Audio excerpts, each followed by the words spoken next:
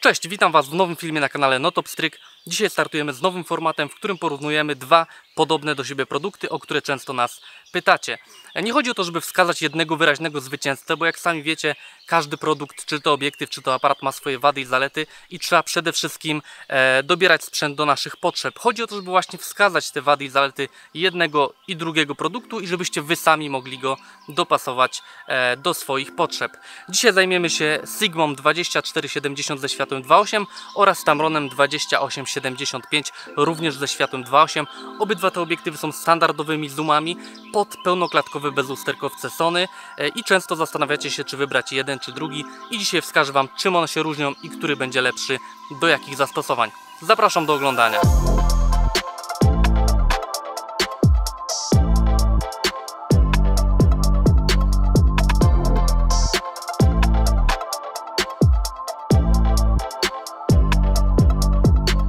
Zaczniemy sobie od budowy jednego i drugiego obiektywu. Nie trudno zauważyć, że Tamron jest mniejszy od Sigmy, jest też lżejszy, waży 550 g, Sigma waży 835 g, więc Tamron jest trochę lepiej spasowany i wyważony z małymi korpusami Sony. Będzie trochę lepiej sprawdzał się na pewno w podróży, gdzie liczymy każdy gram obiektywu i chcemy mieć faktycznie mały i lekki zestaw.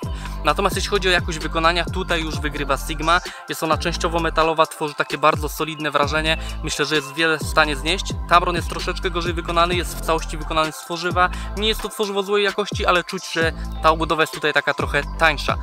To samo można powiedzieć o osłonach przeciwsłonecznych. Mamy osłonę od Sigmy, która jest taka duża, solidna, częściowo pokryta gumą, i mamy osłonę od Tamrona, która jest taka zwykła, plastikowa, leciutka, więc tutaj zarówno osłony, jak i obudowy wypadają na korzyść Sigmy. Jeśli chodzi o gwinty na filtry, w Tamronie mamy gwint 67, czyli dosyć mały. Taki sam gwint ma też szerokokątny obiektyw 17-28, więc jeśli macie te dwa obiektywy, to można stosować te same filtry. W przypadku Sigmy mamy gwint 82, czyli dosyć duży, i filtry na pewno pod Sigmę będą odrobinę też droższe. Obydwa obiektywy są też uszczelniane, co na pewno docenicie podczas pracy w terenie. Teraz przyjrzyjmy się pierścieniom. W Sigmie mamy standardowy układ pierścieni. Na dole mamy pierścień do zmiany ogniskowej, a na górze duży pierścień do zmiany ostrości. Chodzą one z fajnym, przyjemnym oporem, nie ma się tu do czego przyczepić. Dodatkowo w Sigmie mamy możliwość zablokowania pierścienia ogniskowej na najszerszym kącie, żeby po prostu nie wysuwał nam się on podczas transportu. Służy do tego ten przycisk tutaj na dole.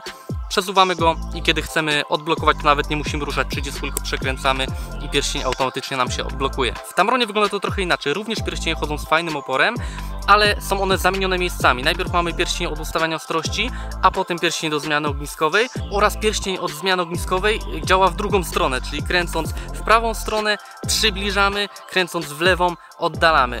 W większości obiektywów jest na odwrót i tutaj może to być mylące i wymaga to przyzwyczajenia. Tak samo jest przy tym szerszym obiektywie od Tamrona, czyli mamy nie dość, że zamienione pierścienie miejscami, to jeszcze kierunek obrotu jest zamieniony. Jeśli jesteście przyzwyczajeni do takich standardowych pierścieni w swoich obiektywach, to może to na początku Was irytować. Na Tamronie nie znajdziemy również żadnych przycisków, mamy tylko dwa pierścienie i tyle. W przypadku Sigmy mamy dodatkowe przyciski. Mamy przycisk funkcyjny, do którego możemy przypisać cokolwiek.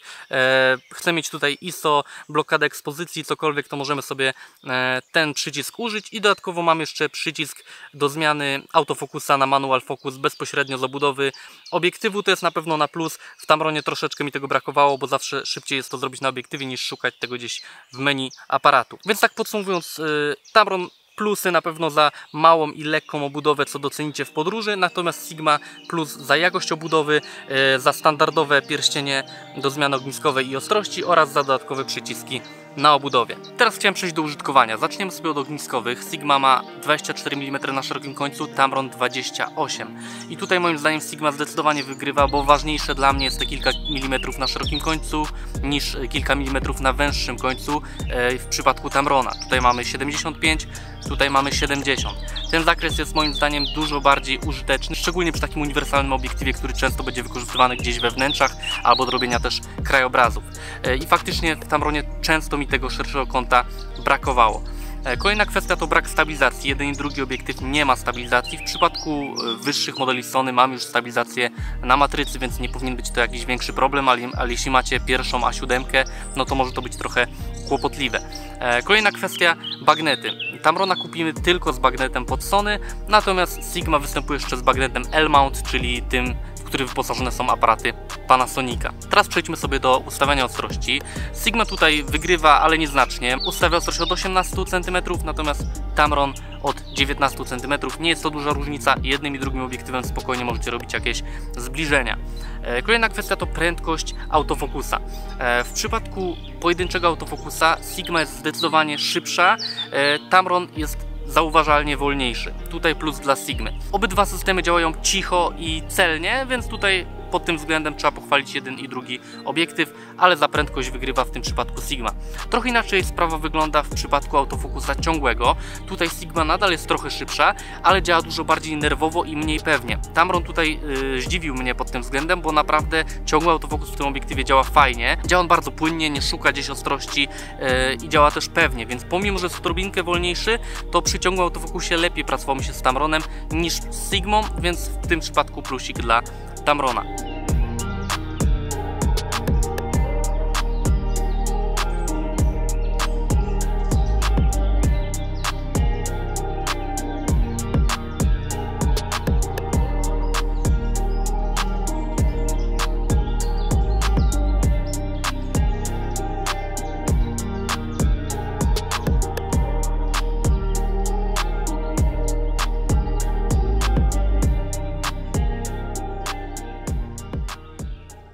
Więc tak podsumowując użytkowanie, powiedziałbym, że jest to taki remis z delikatnym wskazaniem na Sigmę ze względu na szerszy kąt w tym obiektywie, natomiast autofokus tutaj po prostu Sigma działa lepiej w pojedynczym, Tamron lepiej w ciągłym, więc jeśli często filmujecie, używacie ciągłego autofokusa, to bardziej polecam Tamrona, jeśli głównie zdjęcia, to Sigma. Teraz chciałem poruszyć dosyć ważny aspekt ceny. Tutaj na pewno duże wrażenie robi cena Tamrona, bo obiektyw kosztuje około 3200 zł, co jest świetną ceną jak za tego typu obiektyw.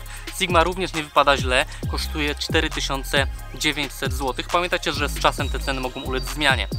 Czemu mówię, że jeden obiektyw wypada dobrze pod tym względem, pomimo że Sigma jest zauważalnie droższa od Tamrona? A to dlatego, że cenę jednego i drugiego należy porównać przede wszystkim z obiektywem natywnym Sony, czyli G-Masterem 2470 ze światłem 2.8, który kosztuje, uwaga, 8500 zł, więc tutaj i Sigma i Tamron wypadają bardzo korzystnie w porównaniu właśnie do tego natywnego obiektywu. Oczywiście Sony będzie miało pewnie trochę szybszy i celniejszy autofokus, głównie możecie to odczuć podczas fotografii sportowej. Optycznie myślę, że nie są to jakieś duże różnice między tymi trzema obiektywami, szczególnie między Sigmą i Sony, więc naprawdę wydaje mi się, że o ile nie dysponujecie jakimś nieograniczonym budżetem, to kupno Sony w tej chwili jest dosyć dyskusyjne i myślę, że większość osób postawi w tym wypadku na któryś z tych obiektywów, które przecież też są bardzo dobrymi szkłami. Teraz kilka słów o jakości obrazu, jaką prezentują te dwa obiektywy. Przede wszystkim ostrość. Jeden i drugi obiektyw wypadają pod tym względem bardzo dobrze.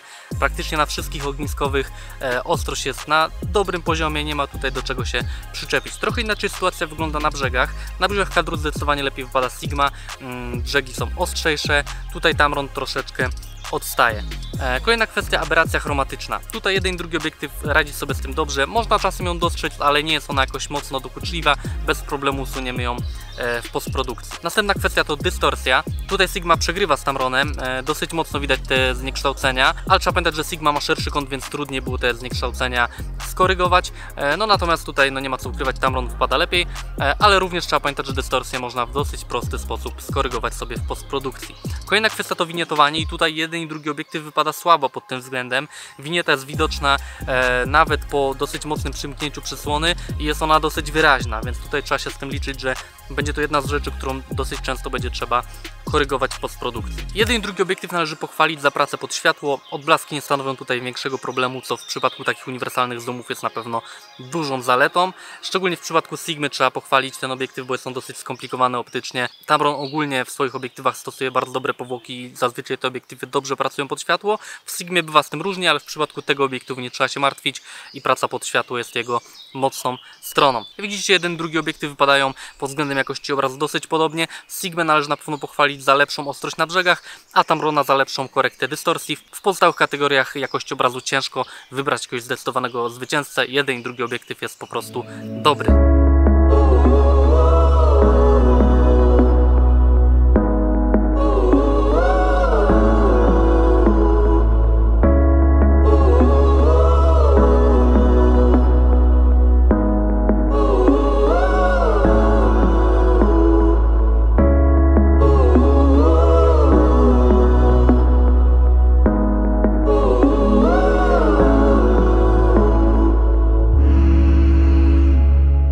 teraz do podsumowania tego porównania. Zaczniemy sobie od Sigmy. Plusem na pewno jest 24 mm na szerokim końcu, świetna jakość wykonania obudowy, bardzo szybki i sprawny pojedynczy autofokus oraz ogólna jakość obrazu, szczególnie ostrość na środku i na brzegach kadru. W przypadku Tamrona plusem są na pewno małe gabaryty i niska waga, sprawny i pewny ciągły autofokus, dobra jakość obrazu, szczególnie na środku kadru oraz atrakcyjna cena. Jak widzicie, ciężko tu wskazać wyraźnego zwycięzcę. Jeden i drugi obiektyw są naprawdę dobrymi instrumentami optycznymi i już do Was należy decyzja, który wybrać dla siebie.